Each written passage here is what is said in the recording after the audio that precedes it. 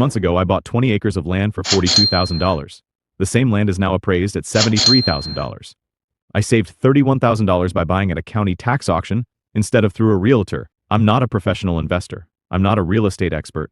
This was my first land auction purchase, and I'm going to show you exactly how I did it, step by step, so you can do the same thing. But I'm also going to show you where I made mistakes, what I wish I'd known before I started, and the risks that nobody talks about until after you've already bid. Because here's the truth about land auctions. You can save massive amounts of money, but you can also lose everything if you don't know what you're doing.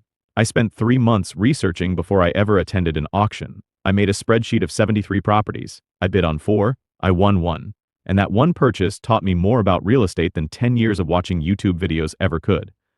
This is the complete process. Not the highlight reel, not the success story with all the problems edited out.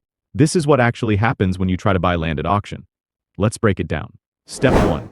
Understanding what type of auction you're dealing with. Not all land auctions are the same. The type of auction determines everything. The discount you can expect, the risks you're taking, the timeline you're working with, even whether you actually own the property after you win. There are 5 main types of land auctions in the United States. Tax deed auctions. This is what I used. The county sells property because the owner didn't pay property taxes. In most states, if you don't pay property taxes for 2 to 5 years, the county can seize your property and sell it at auction to recover the unpaid taxes. When you win a tax deed auction, you get ownership of the property immediately in most states. The deed transfers to you. It's yours.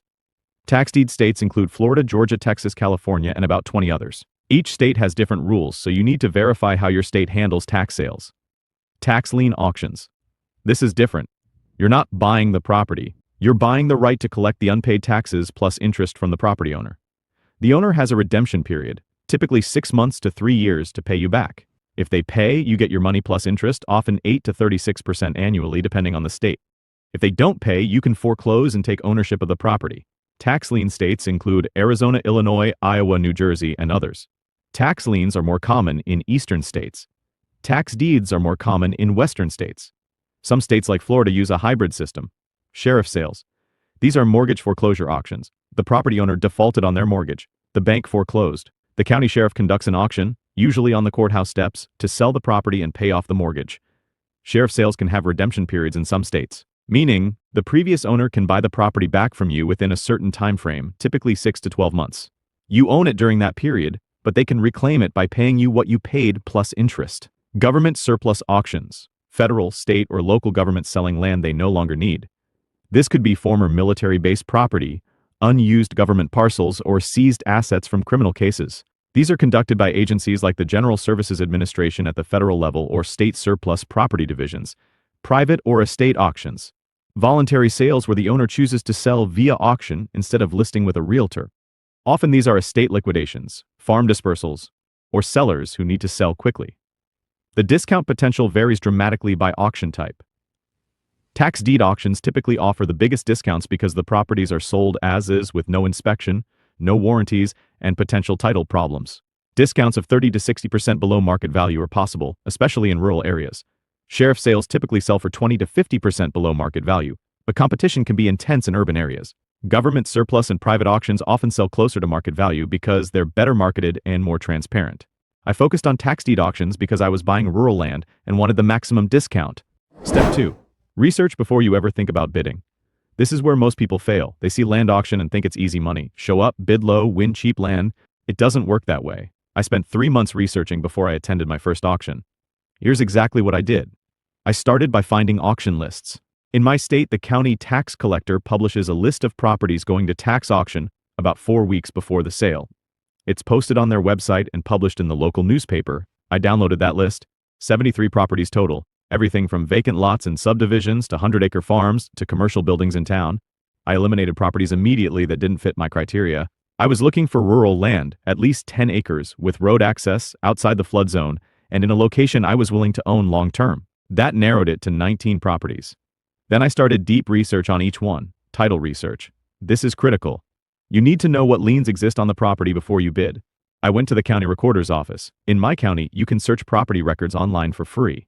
I searched the legal description of each property and pulled up the deed history. I was looking for several things.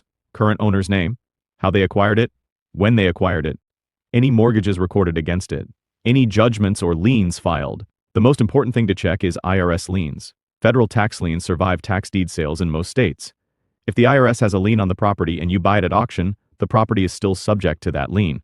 The IRS has a 120-day right of redemption after the sale. They can buy the property back from you within that period. If you find an IRS lien, don't bid. It's not worth the risk. I also checked for homeowners association liens, mechanics liens, and judgment liens. The rules on whether these survive a tax sale vary by state. In my state, most liens are wiped out by a tax deed sale except IRS liens. But you need to verify your state's laws. Out of 19 properties, 3 had IRS liens. I eliminated those immediately. Physical inspection. I drove to every remaining property. All 16 of them. Some were 2 hours away. I spent entire weekends driving around looking at land. You can't inspect the interior of buildings at most tax auctions. But you can always inspect the exterior. Drive by, walk the property if it's accessible, take photos. I was looking for red flags, piles of trash, old storage tanks that could indicate environmental contamination, structures in obvious disrepair, signs of illegal dumping, evidence of flooding or erosion. I also checked access. Does the property have road frontage on a public road? Or is it landlocked, requiring an easement across someone else's property to reach it? Landlocked parcels can be cheap for a reason. If you can't legally access the land, it's almost worthless. Of the 16 properties I inspected, 4 had access issues. 2 were landlocked with no recorded easement. 2 had seasonal access only, roads that were impassable in winter. I eliminated those 4. Zoning and regulatory research. I called the county planning and zoning office for each remaining property. I asked 3 questions. What is the current zoning? What uses are allowed? Are there any code violations or restrictions on file? Most of the properties were zoned agricultural, which was fine for my purposes. One had an active code violation for an unpermitted structure. I eliminated that one because I didn't want to inherit someone else's legal problems. Flood zone verification. I checked FEMA flood maps online. You can search by address or parcel number on the FEMA website. 2 properties were in the 100-year floodplain. I eliminated those. Flood insurance is expensive, and flooding risk reduces resale value. Utility verification. I called the county to verify if water, sewer, and electric were available to each property. Rural land often doesn't have public water or sewer. You need a well and septic system. That's fine, but you need to know before you bid so you can factor in those costs. Electric availability matters. If power lines don't run to the property, extending them can cost thousands of dollars per pole. Comparable sales research. This is how you determine what the property is actually worth. I searched county property records for sales of similar properties in the same area within the last 12 months. Rural land, similar acreage, similar zoning. I found comparable sales ranging from $2,500 to $4,000 per acre, depending on exact location and features. This gave me a baseline for estimating market value. After all this research, I had 4 properties on my final list. 4 out of the original 73. Those 4 properties had clean titles, good access, no flood zone issues, acceptable zoning, and market values I could estimate with confidence. That's a 5% success rate from initial list to final bidding list. Most properties have problems that disqualify them. Step 3. Calculating your maximum bid amount. This is where discipline matters. You need to decide your maximum bid before the auction starts. Write it down, and do not exceed it no matter what happens during bidding. Auction fever is real. When you're in a room with other bidders and the auctioneer is calling for higher bids, it's easy to get caught up in the moment and bid more than you planned. People do it constantly, and they regret it. Here's the formula I used. Start with estimated market value.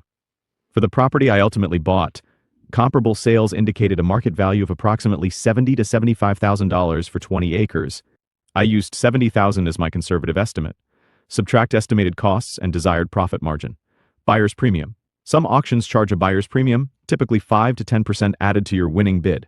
My county didn't charge one, but verify before you bid. If there's a 10% premium and you bid $50,000, you actually owe $55,000. Closing costs, recording fees, transfer taxes if applicable. In my county, these totaled about $300. Title insurance. I plan to get title insurance after the purchase. Cost approximately $800 for this property value. Survey. The property had unclear boundaries. I budgeted $1,500 for a boundary survey. Cleanup and initial improvements. The property had some trash dumped on it. I estimated $500 for cleanup and another $1,000 for initial road grading to improve access. Total estimated costs, $4,100. Desired profit margin. I wanted at least a 20% margin between my all-in cost and the market value. 20% of $70,000 is $14,000. So my calculation, market value, $70,000. Minus estimated costs, $4,100. Minus desired margin, $14,000. Equals maximum bid, $51,900. I rounded down to 50,000 as my absolute maximum bid. I wrote it on a piece of paper and put it in my pocket. That's the number I would not exceed under any circumstances. I did this calculation for all 4 properties on my list. Each had a different maximum bid based on market value and estimated costs. Step 4. The actual auction. I arrived at the county administration building at 8:30 a.m. The auction started at 9. I had to register as a bidder. This required showing my driver's license and providing a $500 deposit via cashier's check. The deposit is refunded if you don't win anything. If you win, it's applied to your purchase price. Some counties require larger deposits, 5 to 10% of your estimated bid. Verify the requirement before auction day. I also had to show proof of funds, a bank statement showing I had sufficient cash to complete the purchase. This is required because auction purchases must be paid in full quickly, typically within 10 to 30 days. No financing contingencies. The auction was conducted by the county tax collector in a conference room. About 40 people attended. Some were clearly professional investors. Others looked like first-timers like me. The auctioneer started at 9 a.m. sharp. She announced each property by parcel number and address. She stated the opening bid, which is the amount of unpaid taxes plus administrative costs. For most properties, the opening bid was between $2,000 and $15,000, depending on how many years of taxes were owed. Bidding proceeded quickly. The auctioneer called for bids. People raised their bidder numbers. She acknowledged each bid and called for higher bids in increments of $500 or $1,000. Most properties had multiple bidders. Some had none and were passed without selling. The first property on my list came up. Opening bid was $3,200. I planned to start bidding around $40,000 and go up to my $50,000 maximum. Someone immediately bid $45,000, then $48,000, then $52,000. It exceeded my maximum in less than 30 seconds. I didn't bid at all.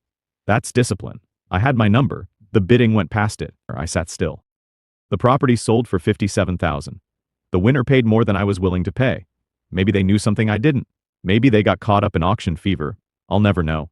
But I didn't chase it. The second property on my list came up. Opening bid $4,000. I bid $35,000. Someone immediately bid $40,000, then $45,000. Then it stalled. The auctioneer asked for $46,000. Silence. She asked for $45,500. The other bidder raised their number.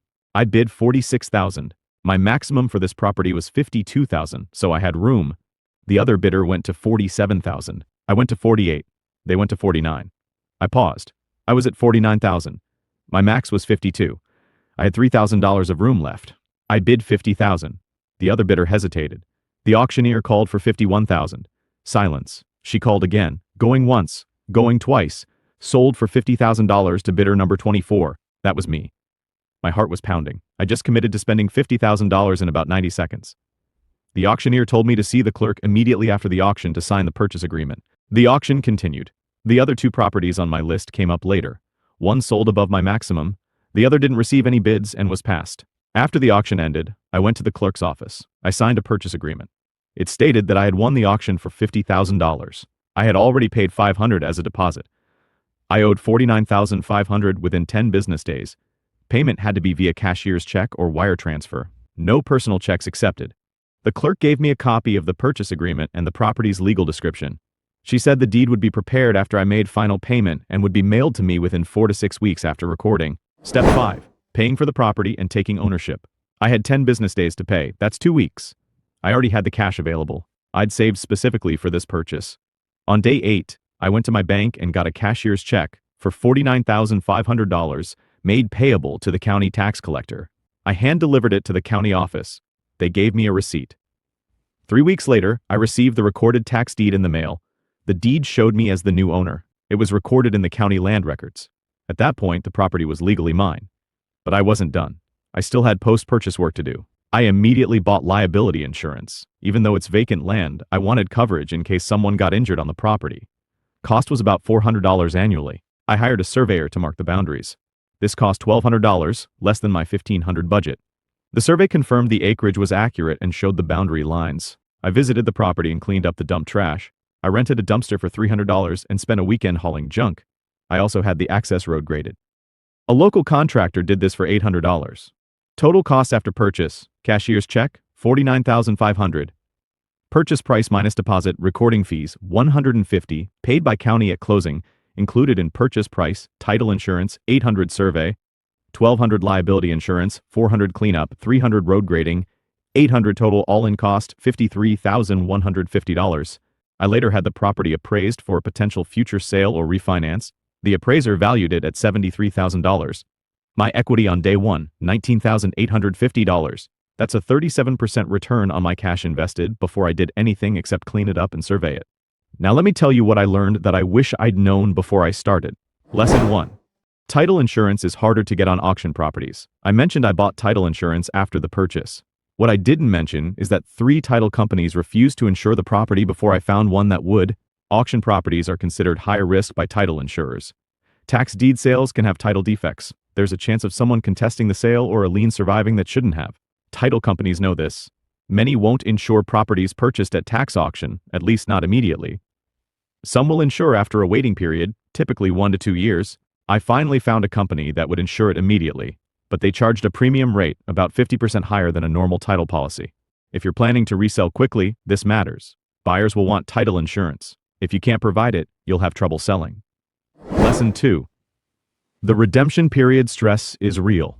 My state doesn't have a redemption period for tax deed sales. Once the deed is recorded, the property is mine. The previous owner has no right to reclaim it. But I didn't know that with certainty until I confirmed it with a real estate attorney. I spent the first month worried that someone would show up claiming they had a right to redeem the property. If you're buying in a state with redemption periods, which many states have, you need to understand that you don't fully own the property until that period expires. In some states, redemption periods are 1 to 3 years. You can possess and use the property during that time, but the previous owner can reclaim it by paying you what you paid plus interest. That uncertainty affects what you can do with the property. You probably don't want to invest heavily in improvements if there's a chance you'll lose it. Lesson 3. Access issues are worse than I thought. My property has access via a county-maintained dirt road. I verified this before bidding. What I didn't verify was the condition of that road or whether it's passable year-round. The road is rough, deeply rutted in places. After heavy rain, it's barely passable even with 4-wheel drive. In winter, the county doesn't plow it. It's impassable for weeks at a time. This reduces the property's value and usability. I can't access it during certain times of year. If I wanted to build on it, getting construction equipment in would be difficult and expensive. I should have asked more detailed questions about road maintenance and seasonal access before bidding. Lesson 4. Auction fever is real and dangerous. I watched multiple people at the auction bid well above what properties were worth. I saw someone pay $65,000 for a property that comparable sales suggested was worth maybe $45,000. Why? Because they got caught up in the bidding. They wanted to win. They forgot they were buying an asset, not winning a competition. The only reason I didn't fall into this trap is because I wrote down my maximum bid and forced myself to stick to it. If you go to an auction without a predetermined maximum, you will overpay. It's almost guaranteed. Lesson 5. Most properties at auction have problems. Out of 73 properties, I found 4 worth bidding on. That's 5%. The rest had deal-breaking issues. IRS liens, access problems, flood zones, landlocked parcels, structures with code violations, environmental contamination risks. Auctions aren't full of hidden gems. They're mostly full of problem properties that ended up there for a reason. The good deals exist, but you have to sort through a lot of bad ones to find them. Let me be very clear about the risks. This is not a get-rich-quick scheme. You can lose money, you can lose everything you invest. Risk 1. Environmental contamination. When you buy at auction, you buy as is. No inspections, no warranties, no recourse if you discover problems after closing. If there's an underground storage tank leaking petroleum, that's your problem. If someone dumped hazardous waste, that's your liability. If the property has asbestos or lead paint, you're responsible for cleanup. Cleanup costs can exceed the property's value. I've heard of cases where buyers spent $50,000 cleaning up contamination on property they bought for $30,000. You can't inspect thoroughly before auction. You're taking a risk. Risk 2. Title defects. Even with title research, problems can emerge. Missing heirs who contest the sale. Errors in the foreclosure process. Fraudulent transfers in the chain of title. These issues can cloud your ownership. In extreme cases, you could lose the property entirely. Title insurance protects against this, but as I mentioned, it's harder to get on auction properties. Risk 3. Eviction costs. If you're buying improved property, buildings, or homes, there might be occupants. The previous owner might refuse to leave. There might be tenants with lease rights. There might be squatters. Evicting people is expensive and time-consuming. Legal fees, court costs, sheriff service fees. It can cost $3,000 to $5,000 and take 3 to 6 months. During that time, you own the property but can't use it or sell it. Risk 4. Overestimating value. It's easy to look at comparable sales and assume your property is worth the same. But your property might have problems the comparables didn't. Steeper slope, wetlands, soil issues, access problems. You won't know until you own it. I've heard of people bidding based on comparable sales, then discovering after purchase that their property has development restrictions the comparables didn't have. Their land is worth half what they thought. Risk 5. Market timing. Real estate markets fluctuate. If you buy at the peak of a market and values decline, you could end up underwater. I bought in a stable market. Values in my area have been consistent for years. But if I'd bought in 2007 right before the crash, I would have lost money even with an auction discount. Auction discounts don't guarantee profit if the overall market declines. So should you buy land at auction? It depends on your situation and risk tolerance. This strategy works best if you have cash available, can afford to lose it if things go wrong, have time to do extensive research, and are comfortable with uncertainty and risk. It doesn't work if you need financing, can't afford to tie up cash for months or years, don't have time for research, or need guaranteed outcomes. I spent 3 months researching before I bid. I visited properties in person. I paid for title searches. I talked to county officials, real estate attorneys, and title companies. That level of effort isn't for everyone, but if you're willing to do the work, the savings potential is real. I saved over $30,000 compared to buying the same land through a realtor at market price. That's a significant return on my investment of time and effort. Would I do it again? Yes. I'm already researching properties for the next auction. Would I recommend it to someone who hasn't done extensive research? No. This is not for beginners who think they can show up and get easy money. If you decide to pursue this, here's exactly what to do. Step 1. Find your local auction schedule. Contact your county tax collector or treasurer's office. Ask when the next tax deed or tax lien sale is scheduled. Ask how to get the list of properties. Most counties publish this information online now. Search for your county name plus tax sale or tax auction. Step 2. Understand your state's laws. Research whether your state uses tax deeds or tax liens. Understand redemption periods. Know what liens survive a tax sale. This information is available on your state's Department of Revenue website or through a local real estate attorney. Step 3. Get the property list early. Auction lists are usually published 3 to 4 weeks before the sale. Get it as soon as it's available. You need time for research. Don't wait until the week before the auction. Step 4. Do title research on every property you're considering. Go to the county recorder's office or search online records. Pull the deed history. Check for liens. Pay special attention to IRS liens. If you find one, eliminate that property immediately. Step 5. Inspect every property in person. Drive to each property. Walk it if possible. Take photos. Look for red flags. Verify access. Check for environmental concerns. Make sure the property physically exists and matches the legal description. Step 6. Calculate your maximum bid for each property. Use the formula I outlined. Market value minus costs minus desired profit margin equals maximum bid. Write it down. Commit to it. Step 7. Attend the auction with discipline. Bring required documents and deposit. Register as a bidder. Bid up to your maximum, not $1 more. If bidding exceeds your maximum, walk away. There will be other auctions. Step 8. If you win, complete payment on time. Don't miss the payment deadline. If you do, you'll lose your deposit and the property. Get a cashier's check or arrange a wire transfer. Follow the county's payment instructions exactly. Step 9. Secure the property immediately. Get insurance, visit the property. If there are occupants, consult an attorney about eviction. If there's trash or hazards, address them quickly. Step 10. Consider professional help for your first purchase. I consulted a real estate attorney before my first auction. It cost $500 for a 1-hour consultation. Best money I spent. She reviewed the auction terms, explained redemption periods, and outlined post-purchase steps. That consultation prevented me from making several mistakes that would have cost far more than $500. Buying land at auction saved me over $30,000. But it required 3 months of research, multiple trips to inspect properties, consultation with professionals, and the discipline to walk away from deals that didn't meet my criteria. It's not easy, it's not fast, it's not guaranteed, but if you're willing to do the work, the savings potential is real. Most people won't do this. They'll watch this video, think it sounds interesting, and never take action. The few who actually follow through, who do the research, who show up at auctions with discipline and preparation, those people will find deals. Because while everyone else is looking at overpriced listings on Zillow, you'll be buying property at 30 to 50% discounts. The land is there. The auctions are happening. The question is whether you're willing to do what it takes to access them. If you are, start with step 1. Find your next auction date, get the property list, and start researching. The savings are waiting.